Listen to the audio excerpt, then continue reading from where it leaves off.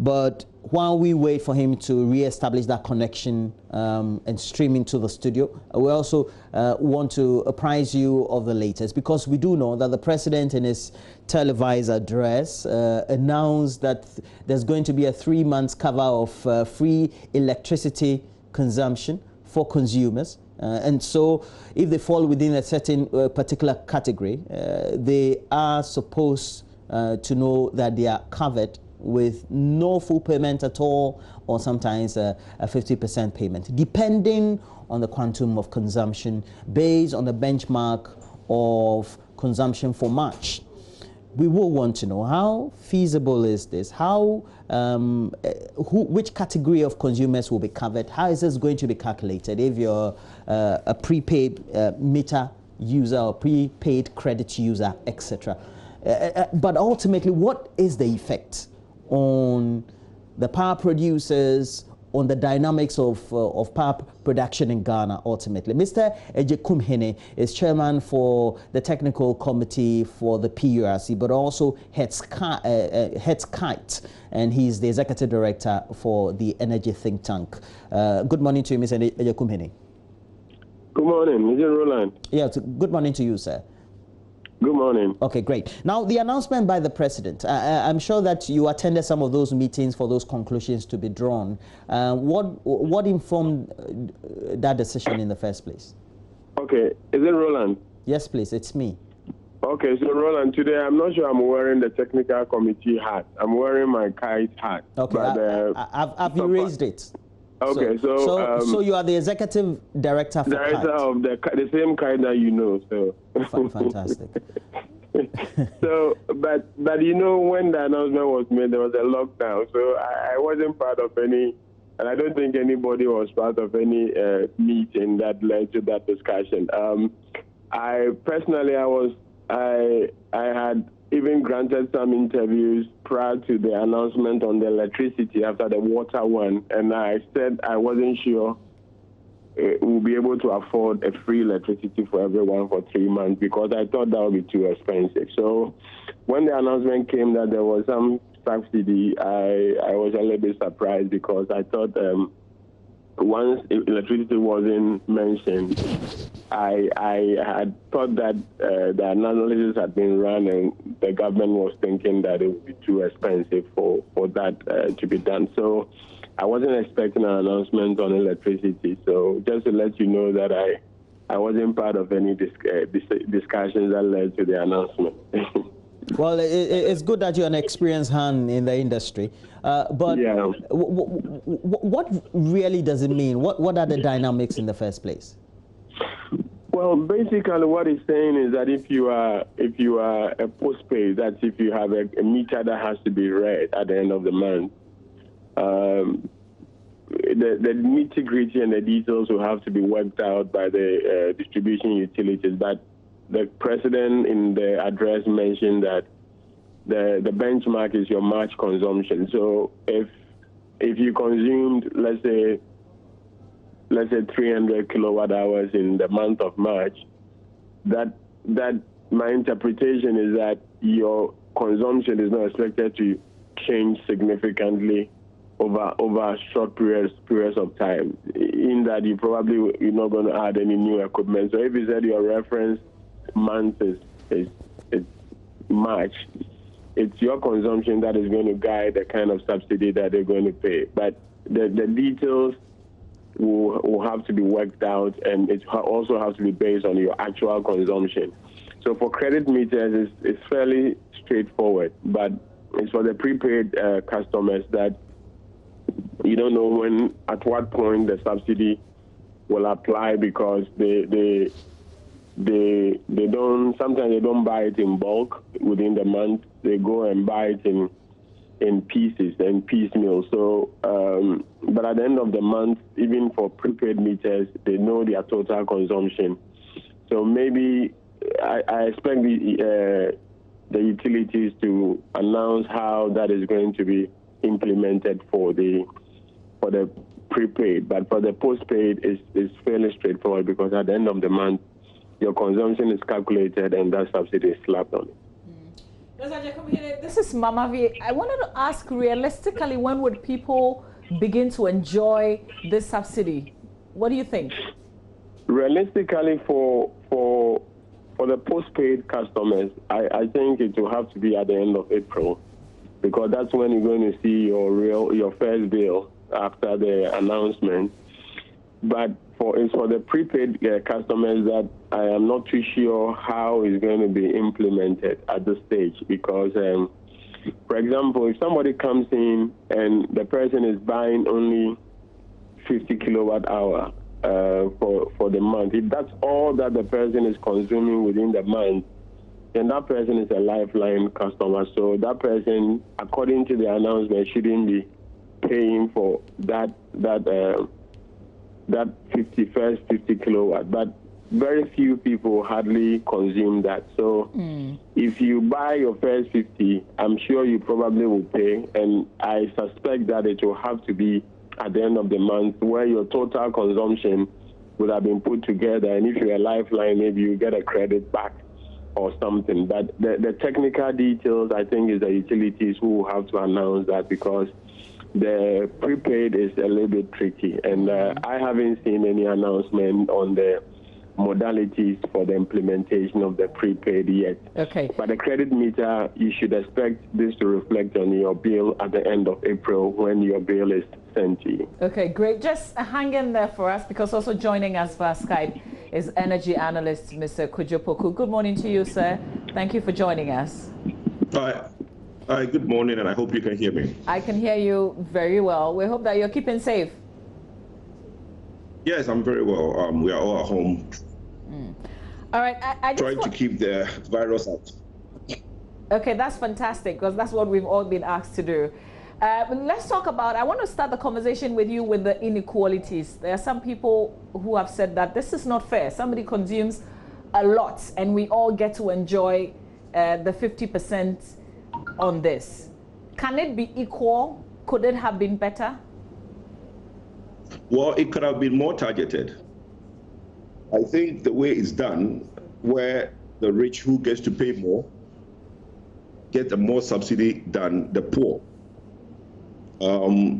What we are trying to achieve within this period is to try and help the poor, the middle class. But it looks like if you do a 50% across board, you are only going to reward the person whose bill is about about 200,000 or 2,000. If you're looking at the upper incline of 200,000, what you seem to get is that those are industries or commercial users, which is not really bad. So if you are trying to give help to the commercial users, it's okay. But for the residential who bill is high, I think it's very unfortunate that they get to enjoy more than the poor. But this disease is not targeting, is it? It affects all of us. So the rich is also at risk, is the same as the poor. Well, we would assume that the rich is rich because they have companies and industries. So their companies and industries or commercial outfits will be benefiting from the discount that government is giving for industries. So it would only make sense that those who are in lower tier of salary, middle class and the poor, will get more than the rich who, for me, don't really need this kind of assistance. Well, after the announcement, we heard from ASEP, who said, for instance, that this would worsen power sector challenges. I wonder what you make of this assertion. Well, it's 100% right. You see, the industry is saddled with a lot of debt. Even with the money being recovered, we have under recovery. My brother on the phone, who sits on the board of PLC, will be able to tell us a bit more on the challenges they are having in trying to do recovery for the sector. So if you are doing under recovery for the past 3 years, with all the other debt that already existed, yes, we understand that there's COVID-19 and government has to do more for the sector. But then if you go and pile on about close to 2 billion Ghana cedis debt, you are only worsening the situation.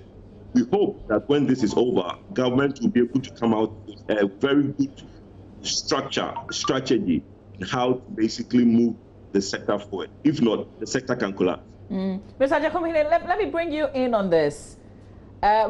Roland and myself had this argument yesterday, and I said government wouldn't do this if they didn't think they had a way out. Government has money to deal with it, right? At least from where you sit. Well, so that's exactly the what I was going to say. And good morning, Kojo. I tell Kojo that I'm not wearing any purity hat this morning, so you should. No, he knows that, but he's just asking that you bring your past technical experience on board. Yes, but this is what I'm saying, Mama V. You recall that if there's no money sitting anywhere to be used to pay for this subsidy, then it's going to create problems down the line. But you recall that when the Minister of Finance went to Parliament after he announced the water subsidy, he actually put value on that and requested 200 million Ghana cedis for the subsidy. I expect to hear similar announcements that the 50% subsidy and the complete waiver of the lifeline is going to cost X amount, and that money we need to be shown clearly where that money is going to come from. Otherwise, if it's going to be treated as another subsidy that it will take forever to be paid, then clearly it's not going to be, bode well for the sector, because the situation of the sector is well known, it's well publicized. We all know that the sector is indebted to the tune of several billions of dollars, which the World Bank and all these other multilaterals and bilaterals have projected that if we don't do anything about it, it's actually going to grow over the next 2-3 years. With the oil, the gas sector, all the debt coming from the gas as well as the electricity sector. But I do believe that there has to be a budget line for this subsidy. Otherwise, it's going to create some problems down the line. And that's why before the electricity announcement came, I was on radio. I said that I don't think we should be pushing for free electricity, because we can enjoy that free thing now, but it's going to create problems for the sector. So yes, if there's no clear money to pay for this, then it's going to complicate and compound some of the problems that we already have in the sector. Okay, so I'll pose the same question to the two of you. I start with Mr. Kojo Poku. When the announcement was made, all of us were happy because we're consumers, basically. But you as analysts, you are consultant, you observe the industry, the two of you, okay? And when you look at on the consumer side, how will all these benefits ultimately come back to bite the consumers post-coronavirus? And then on the part of those who produce power, work within power sector, work along the value chain of power, what could be the implications beyond saying that money is coming from somewhere, etc., knowing that it's coming back to bite us post-coronavirus? I pose that question to the two of you, but first, Kojo Poku. Please, unfortunately, my network was playing up. Okay. So can you be ask the question again, please? Okay, great. So when the announcement was made, the consumer, myself, Mamavi, and I'm sure all of you, we are happy.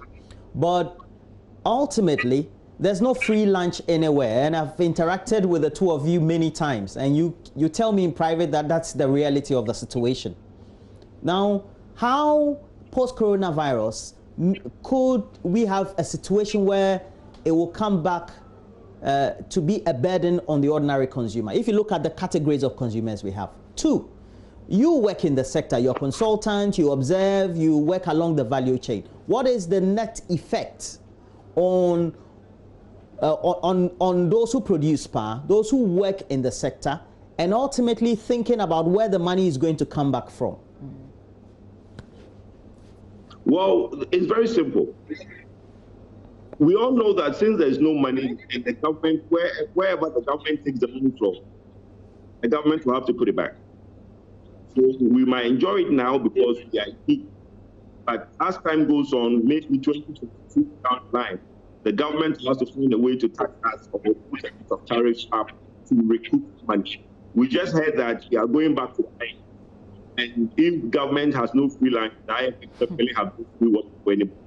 So if we are going to engage and go into IMF, we should be assured that they are going to make sure that when everything recovers, the government feels that government taxes are making a little bit more, we are definitely going to tax all the tariffs we are just going to pay up here.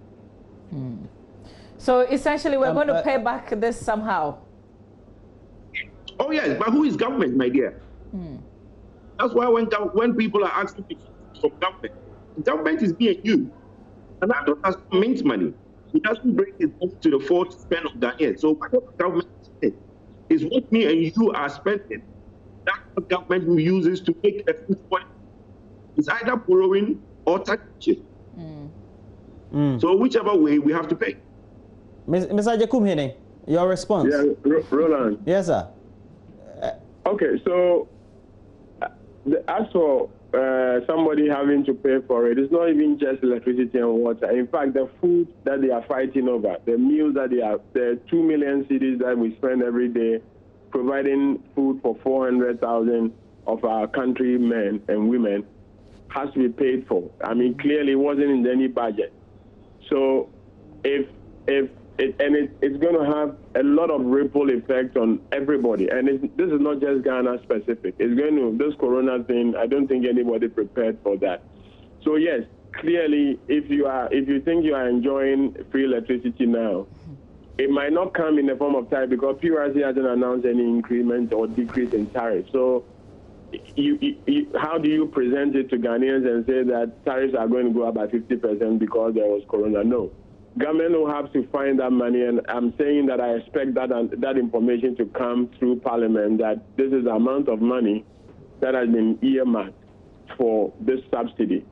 If they do that and that money is made available, it may actually even help the sector for the 3-month period, because Kojo Poku made this point earlier on when he said that there is under recovery. What it means is that when they bill the people, not everybody pays up. But if government says that, oh, I'm going to pay 50% of everybody's bill, and that money is paid up front, it means that regardless of the collection rate, they will be more liquid than they would have been probably before the subsidy. So if the money is made available, it could actually go to improve their liquidity over the 3 months. But the question is, where is that money going to come from? But even if government got that money and gave it to the utilities, like Kojo Poku said, that we heard that government is taking facilities from IMF, and that money will have to be paid for back, and it ultimately is going to be you and I. Let me tell you, give you this scenario. When we were enjoying subsidies, electricity, fuel subsidies in the past, no cost recovery, no full cost recovery, we're all happy. All the unions will say don't increase electricity tariffs. Ultimately, we were saddled with debt in excess of $4 billion. And who is paying for that? ESLA. Who pays for the ESLA? You and I. So there is no free lunch. It might not translate, or it might not be paid for directly through maybe increases in tariffs, or because I don't know how you're going to be able to justify that after Corona is the tariffs will have to go up. Mind you, the power producers, they are still submitting their invoices. As for the power producer, they don't know about this subsidy. And they will still submit their invoices at the end of the month because it's based on what they produce. So whether it's VRA, whether it's all the IPPs, they will cost the power they produce, and somebody has to pay for that. So if the government says that the people who are consuming should pay half of that, then the rest of the money will have to be found to be given to them. Otherwise, it will go to add to the debt. But I'm saying that, like all the policies that the government has announced, as part of the mitigation measure, I believe those policies, the money will have to be put against each one of them. And the minister the first announcement, the minister went and asked for money for specific issues, including the food that they are sharing. I understand 80 million Ghana cedis was approved for that. And I heard clearly the minister requesting for 200 million cedis for the water subsidy. I'm not too sure whether that will be all that will be needed anyway. But for electricity, I expect similar announcement. Parliament will have to, Minister of Finance will have to go and ask for money for that. And then we will all know that, oh, this was, even though it wasn't budgeted for right from the beginning, an allocation has been made, and that the money will be recovered or be paid to the utilities from this source. Otherwise, like we all know, it will become part of the debt ultimately, and somebody will have to be paid for. So anybody clamoring for anything free, we shouldn't. I have always thought that for the utilities, at least we could have given people money so that they pay for their utility. So rather than saying that go enjoy it for free, where people, like you saw in the case of water, somebody sitting under the tap, I don't know whether that was actually happening. People wasting water because they say it's free. If the person was to be paying for, even if you had found a way of saying that, okay, this is your bill, I will pay for the money, I'll give you money, you pay for your bill. But what difference, what difference would that have made? I mean, it would still be government giving people money. But the money would have gone to the utilities directly anyway. So okay, so I was just going to ask you, what has been the experience in the past when government has announced subsidies? Do they give bulk cash to the distributor, in this case, ECG? Yes, most of the time the ECG will submit a bill to the Ministry of Finance to show the difference. And that money, usually, if they have money, they pay. So if they have money, they pay. Well, government, government doesn't always have money. I mean, you go check all the budget statement, the allocations versus disbursement. Most of the time, monies are not released, allocations are not released. But I mean, since I went to the Bureau, there hasn't been any subsidy, so I don't know how that subsidy is treated. But we know that in the past, when subsidies are announced in the budget, even though government normally or usually means well, they normally are not able to, because it's also linked to some revenue collection in some other sectors that will allow them to be able to go and pay. There is no free money. In the government money, there is no money specifically for electricity and no money for health. It's the same kitty, and they pick money and use it. So, yes, if there is no allocation for this, then it's going to be part of the debt ultimately. But that would not be good for the sector that is trying to recover from pre-existing debt situations that we are all trying to correct. Okay. Mr. Kojo, outside the discussion is the relative issue of how power is generated and the cost at which it is generated by the producers. And we know that for those that depend on oil as a source of energy generation, it will mean that ultimately they get some relief, right? Because we know that the prices on the international markets have been dwindling, even though we've had some OPEC members saying that the decision has been made for them to increase demand by reducing supply in a certain way, so that they show up with the prices. Ultimately, what could be that effect on power generation and the cost of how it's generated? Was that question to me? Yes, to you, Mr. Kojo. Oh, okay. For now it's good news because the prices are low. When prices are low, it means that those that are natureful and if they have to use light oil, basically for the fuel at a very low price. It's just fortunate that the gas that we use is mostly locked in a contract for a very longer period.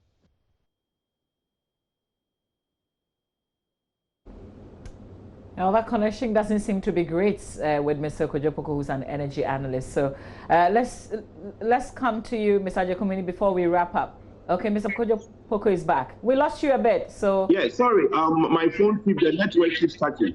Yeah, so it's good news for the power sector in terms of fuel with the lower prices that we have on the market. Like I said, the only problem is that we normally seem to have a locked-in contract for the gas. But overall, since we have lower prices in the international market, it's only good that our fuel source, which we use for generating electricity, is much cheaper. And how can that translate into to the consumer enjoying this ultimately, because government is paying for it, then that could shore up within the balance of who pays and how much is going to be paid to the producer by way of the subsidies? Well, in this situation we find ourselves, we already not all is factored into our pricing, and like that's something that my brother from PLC can also share more, like the company can help us with again. We realize that it's difficult to pass on all the costs to the consumer, but if we do that, we probably end up having to pay more as a nation. So it just so happens that what we pay is not really what we are supposed to pay. When some of these prices are lower, it helps the generator's bill to be able to pay, because ECG, in terms of how much we pay to them, finds it very difficult to be able to pay the full bill, and that's where we mentioned that recovery, which is a major challenge in terms of recovery. Mr. Jakumhene, I know Mamafi wants to come in. Yesterday there was a story in the Business and Financial Times, and it was captured: electricity bill waiver spells doom for debt-ridden power sector. I thought that was a bit sensational, but did they capture what the mood of the industry is? No, it's not a doomsday thing. You see, I mean, when such banner headlines, screaming banner headlines, it suggests that somebody sits somewhere and they really don't really know and understand what decisions, the implication of those decisions. You know, this government came to power when we have suffered one of the worst power shortages in our history, and many people have said that they campaign on the back of Doomso. Okay, I think the people in the Flagstaff will not be that irresponsible to plunge the nation back into darkness. So I don't think it's spelling doom. The point we are all trying to make is that if they didn't have money before they announced this thing, then it's not a good policy. And I expect that somebody will tell us how this is going to be paid for. But it wouldn't be doom as in like the power sector will. This is for 3 months. Yes, substantial amount of money is involved here. But I mean, I'll be very surprised if they don't have money to pay for this announcement. And I think it should be a matter of days before the Minister of Finance tells us where the subsidy is going to come from. But like you saying, and let me say this. You pose that question to Kojo Poku, but let me attempt to also say that in the past couple of weeks we heard somebody saying that because crude oil price has dropped significantly, electricity tariffs will have to be reduced and all that. I mean, Kojo Poku was mentioning locked-in contracts and things like that. Yes, we don't buy the gas from the spot market. There are long-term gas sales contract that has been signed where the tariffs are pretty much locked in, that you can't change within 3 months. And when you go and take the price of light crude and you say because of that tariffs should be reduced by X amount, what's the basis of that calculation? Do you know how much fuel light crude oil was used within the 3-month period that the review was being done? So we all need to understand that we've signed contracts with all these people and they expect to be paid, and sometimes those contracts you can't change them because there is a short shock on the market. So let's put those discussions in their right context. But yes, if the cost of producing the power is lower than before, then some savings ought to be coming, in which case the invoices, the fuel recovery cost of the power producers would have to come down. Mind you, for most of those thermal plants, people don't even buy the fuel themselves. Some of them is the government that is still buying the fuel. Some of them, government is taking the gas from the Ghana Gas and all these places, and those invoices are all there piling up. So it's not like if there's any savings, yes, it will affect the generation cost, it affects the invoices that will be paid for. But bottom line is that anything that is free, you have to be careful when you are rejoicing. Okay. Well, thank you, Mr. Ishmael Jakumhene. Roland, can I just come in 1 minute? Okay, I wanted to end. No, but please. No, please. I saw you streaming the issue of the allegation on the book by Paul MD, I want to just chip in something small. Yes, sir. Sure, please do. Well, let me sign off, Mr. Ishmael Ejukumhene. Thank you very much for contributing to this. He's executive director for Kite, so he's off. Now, now the two of us are on now. So Mama V on one side, and okay, so this one, look and feel, is better. Mr. Kojo Poku, please go ahead. Toy MD, he's your friend? Please, he's not my friend, but he's a colleague that I've known for some time. Great. So tell us. And let me say this. It's very unfortunate that in Ghana, whenever an allegation is made to other jurisdictions, we take it in as, the issue of that our $4.3 billion can be brought to Ghana just for the basis of a bribe. It's hilarious. The company in question is situated in Pong in Ghana. Anybody could go and find out from them if they were that gamble to pay $4.3 million in bribe to government officials. The government, of the day, in that time we were in darkness, gave what we call the EPA, which is the Emergency Power Agreement. Now, by the time this company had their agreement ratified in Parliament, their plant was almost built. And they did this through an intermediary company with a partner who... Oh, I don't think we have a great connection. Would love to hear what. Maybe we should switch to the phone real quick. With Mr. Kojo Poku on this take. We'll take a quick breather. When we come back, we'll continue with this conversation and end with him.